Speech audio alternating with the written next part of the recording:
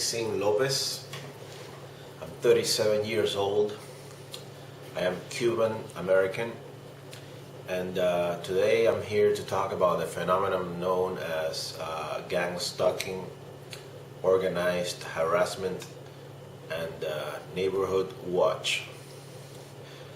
Basically, this is a psychological terrorism, a way to break you emotionally, psychologically. Who is behind this? Well, at least from my personal experience here in America, in the United States, we're talking about intelligence agencies,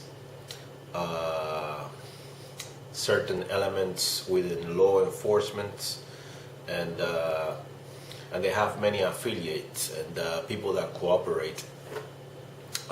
Many different types of people involved in this phenomenon,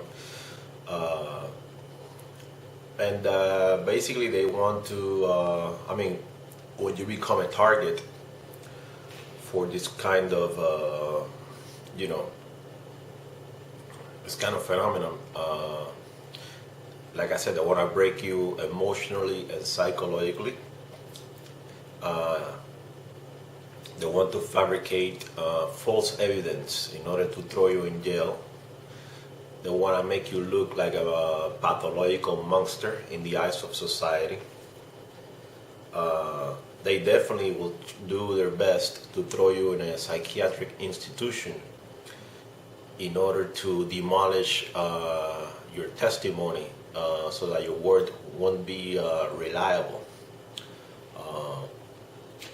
So basically, gang stalking and organized harassment, however you call it, is a way of killing a person, pretty much.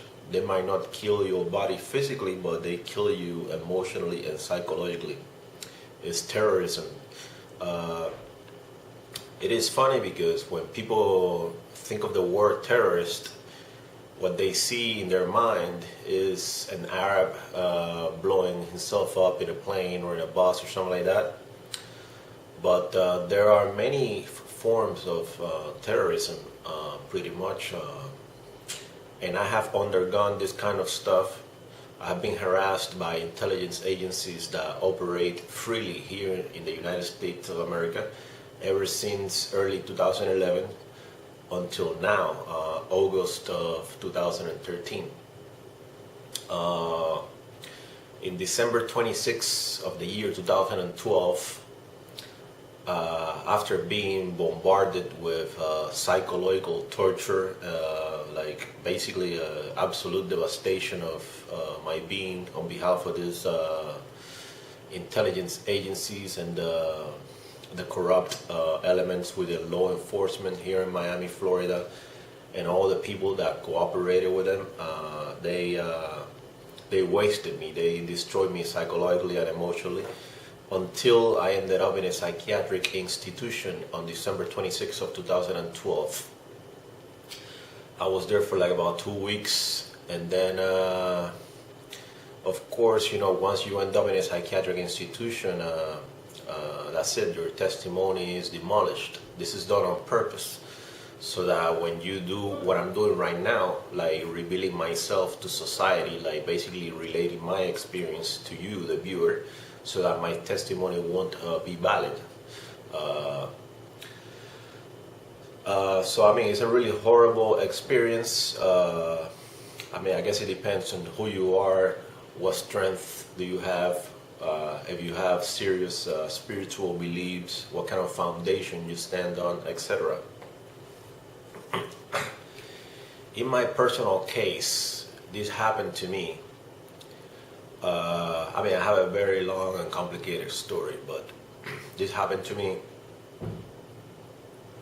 because I had a verbal confrontation. I wouldn't call it a confrontation, but I had a verbal disagreement with a rabbi, an Orthodox rabbi, in Miami, Florida. His name is Shmuel Gopin. He's a rabbi from Chabad Lubavitch of Midtown in Miami, Florida, Rabbi Shmuel Gopin of Chabad Lubavitch of Midtown in Miami, Florida. He's married to a lady from Argentina named Hannah, and he's a representative of Chabad in Miami, Florida. If you want to know what the kind of stuff that Cabal is involved with, please go to the website chabadmafia.com. C-H-A-B like a boy, A-D, mafia.com. Basically, this rabbi didn't like a few things that I said to him, and he has many friends in high places. For example, one of the his congregants, one of the guys that goes to his synagogue is called Bernie Modell. They call him the Kohen, Bernie Modell. Bernie is pretty much the personal bodyguard of Rabbi Gopin. He always carries a gun with him. I believe, if I am not mistaken, that he's an ex-law enforcement, and he has friends in law enforcement here in Miami, Florida. Excuse me.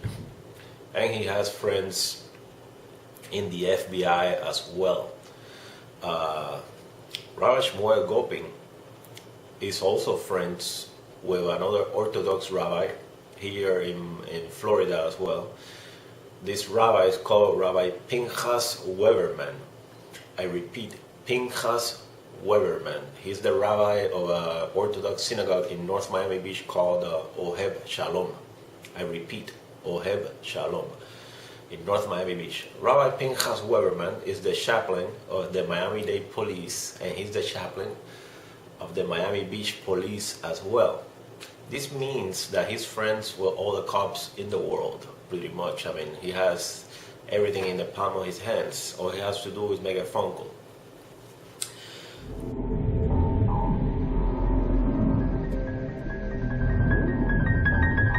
I also did a presentation in Miami-Dade College in the Hialeah campus.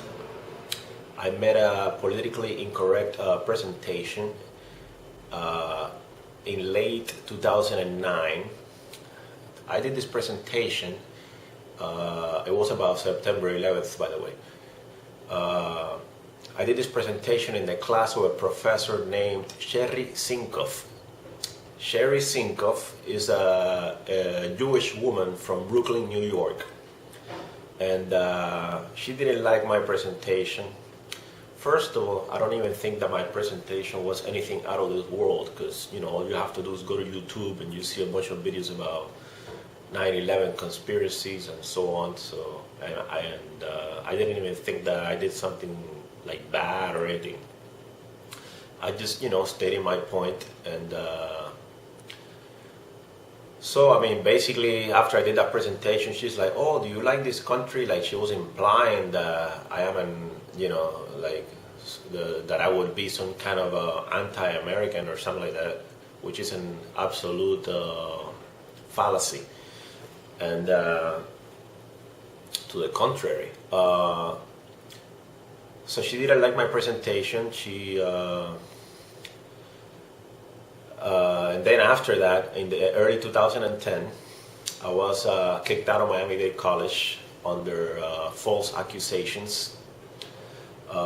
Basically, somebody made some comment that I had some kind of weapon or something, which is a lie. They took me to a security booth. They called the cops on me, and then they interrogated me. Then the academic dean advisor of Miami-Dade College Hialeah campus, she said that I had violated a code of conduct and so on. Later on, a few months later, I was summoned to the office of the academic dean of Miami-Dade College Hialeah campus. Her name is Ana Maria Bradley Hess. I repeat, Ana Maria Bradley Hess. She interrogated me, and basically I knew I was being videotaped and recorded. So I mean, that was obvious.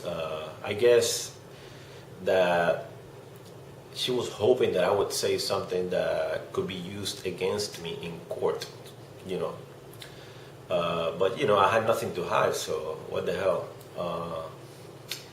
So yeah, I spoke to her that day, and the funny thing is that Ana Maria Bradley Hess, PhD, that she told me, okay, I'll tell you what, Keep in mind that this is in 2010, okay? She gave me a card of a psychiatrist that has an office in Southwest Miami, 27th Avenue, not far from Coral Way. And she's like, okay, I'm gonna give you this card of this guy. If you go see him, maybe I will accept you back in the college. So I said, oh, okay. I said to myself, wait a minute. How come you're not giving me a document stating that Miami-Dade College is sending Nisin Rafael Lopez to psychiatrist such and such? So basically, she was just sending me there. And then, in early 2011, I started being gang stalked, harassed everywhere I went. I mean, my life has been completely demolished. I mean, you cannot understand this kind of phenomenon unless you have experienced this kind of thing. If you have not experienced gang stalking and organized harassment, I don't believe that there's a possible way that you can understand what this is like and the kind of emotional and psychological hurt that it inflicts on the target. So basically she's like, okay, yeah, go to a psychiatrist and then maybe I'll accept you back into the college. This is in 2010. And then on December 26th of 2012, I ended up in a psychiatrist, in psychiatry in Miami, Florida. This is a coincidence? No, it was all planned. It was engineered, organized. I believe that what has happened to me is more than obvious. You know, I dared to open my mouth and say a few things that some people didn't like, and they got together with some influential individuals here in Miami, Florida, and they said, okay, this guy, you know, we need to destroy this guy's life, and he doesn't really have any family, he's here by himself in the United States, so, you know, and he's an artist, he's creative, so we could say that he's crazy. The only problem with this guy, meaning me, is that he doesn't do any drugs, he doesn't drink, he doesn't smoke cigarettes, so we're gonna have to find a way to make it look bad in the eyes of society. So they have done everything possible. I mean, things that you cannot even possibly begin to imagine, to destroy me and to make me look bad in the eyes of society. Thank God I have some kind of, I will call it psychic intuition. Plus I've been reading all my life. I guess reading did something good for me in the end. And so yes, this has happened to me in the United States of America. Keep in mind that I am a naturalized citizen of the United States of America. I am not a resident, you know, I am a citizen of the United States.